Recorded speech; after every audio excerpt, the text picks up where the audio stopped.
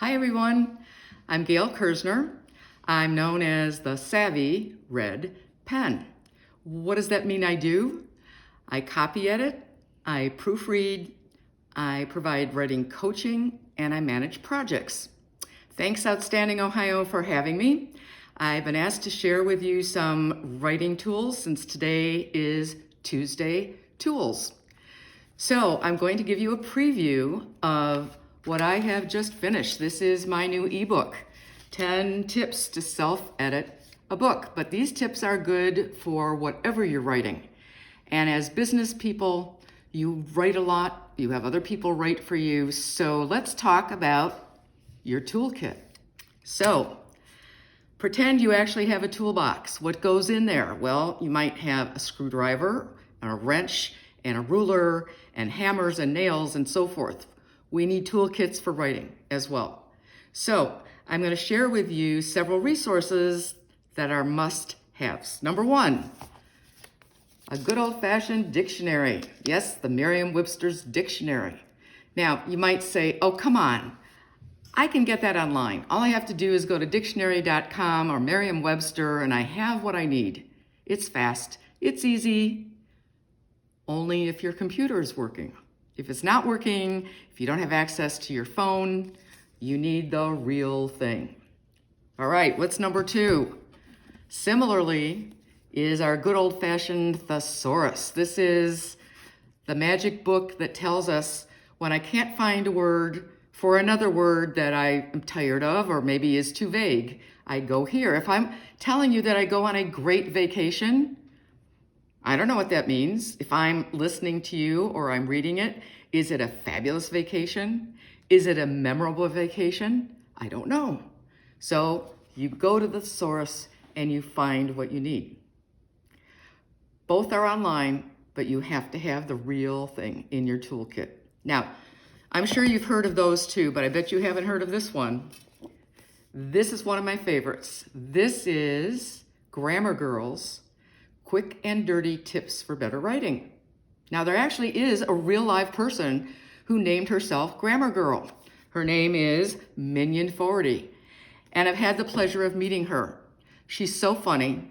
Yeah, she's a word geek, but she makes it fun. Her book has a little tongue-in-cheek attitude about it, and there are some fun illustrations. Like here's this aardvark that she uses almost all the way through her book. So I have this by my laptop or my legal pad all the time. I also can get her information online because quickanddirtytips.com is her website. And you can search for your question. Sometimes I've even gone as far as to email her. She's pretty receptive, and so I find that this is a must. The last one that you can actually hold in your hand or get online is called the OWL, O-W-L. Yeah, it stands for Online Writing Lab, and it's smart, just like the animal that goes, whoo, whoo, but it's free. You don't need a password. It's legitimate. When I'm not the Savvy Red Pen, I'm often in front of my students at Cuyahoga Community College teaching composition. I teach them how to use the OWL, and they say, oh my, isn't that cheating? Not at all. Teachers use it, students use it, corporate executives use it, because it's not only filled with grammar stuff, there's a whole section on business writing. So if you're writing a letter, dear Mr. Caldwell, oh my gosh, I forgot. Do I put a colon after his name? I don't remember. That's the first place that I would go to find out, because there's a whole section on official letters, whether they're in print or online. I can also get tips on writing proposals. If I'm in the grant writing arena, I can get help with that. If I'm in the medical field, I can get help with health writing. I find it so helpful. It's a must. So, dictionary, thesaurus, Grammar Girl, and the OWL. They go in your toolbox. They help fix problems just like your tangible tools, your hammer and your wrench. So Don't forget about these. Now, I'm also going to give you a preview of 3 tips in my ebook when you're trying to self-edit your own writing. I use these every day. I have to self-edit every day, and I have to remember to do these myself. So what's number 1? Number 1 is set aside your manuscript and let it be. This is so hard sometimes, right? What happens? I'm typing away, I'm looking at my watch. I have 10 minutes to get this email off to the head of XYZ organization, and I have to make sure that it's right. Somehow I have to even turn my head away from it, walk around the office, walk around my house, walk around the block. I've got to let it rest for at least a couple minutes. And if you're working on something even more heavy duty, like an annual report or your website copy, you have to leave it for several hours, a day, maybe even a week if you can stand it. You have to shut your laptop, close your notebook, and let it rest. What happens when it rests? It's revibrated. It's revitalized, and so are you as the writer. So when you go back to it, you'll see that maybe it looks exactly the same to you, maybe it doesn't, but you're coming to it with a fresh perspective and a fresh eye. That one's pretty easy to do. Don't forget about it. What's number 2? Number 2 is print it out. Go old school, right? Old school, because this is what you want. You want a piece of writing that you can take your red pen to and write all over it.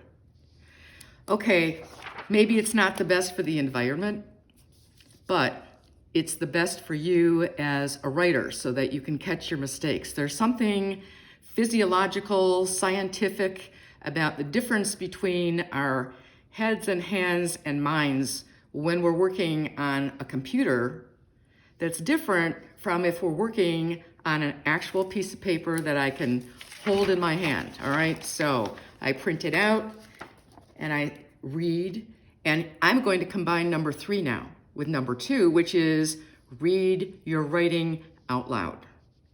Now, this sounds kind of wacky. A lot of people don't even like to hear themselves say something out loud. It doesn't matter if you're by yourself, if you're reading out loud to somebody else, if there isn't anybody else around, read it to your cat, read it to your dog, read it to your plant. It doesn't matter. Read it to your car. It doesn't matter. Because if you have an audience, there is something special that happens when you read out loud. Okay, so I'm reading. You'll catch more errors when you take out your writing utensil, black pen, or other tool. Wait, I didn't mean a black pen. I meant a red pen. So I'm going to mark right here. It's easy to miss errors on the computer screen. Our brains, eyes, and finger don't always work together. Well, I don't know about the rest of you, but I use more than one finger. It's supposed to be fingers, but I probably wouldn't have caught that unless I weren't reading it out loud. It's amazing. And then, of course, you can find other kinds of errors, and you'll say, I can't believe I did that. I typed pubic instead of public. Oh my gosh, that's one of the worst. Oh my gosh, I typed the. I only need one the. I typed and. I don't need both ands. My eyes would probably not catch that if I were looking at it on screen. So, let it rest, print it out, read it out loud.